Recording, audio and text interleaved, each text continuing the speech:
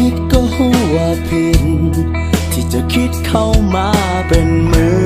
ที่สามแสกสองวางของคนหักกันนั่งทั้งกลางระหว่างสองเฮารั้งประคองความหักเอาไว้บ่ไหวแล้วเจ้าจูงมือคนหักของคอยไปเห็นใจกันได้บ่นาถ้าเธอมีความหักเหมือนกันถึกพักมันออกจากเจ้าไปจะเข้าใจทอมแท้ถึกญาติแฟนมันเป็นอย่างใด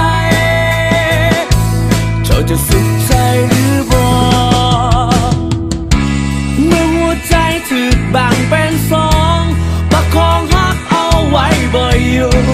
คิดจะสู้ตาก็สบายเงินมือไปจนหมดแห้งแล้ว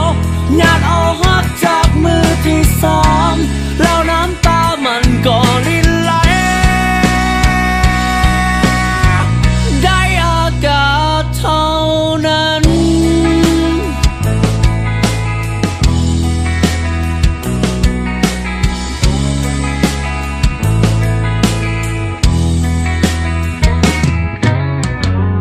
ความสุขของเจ้า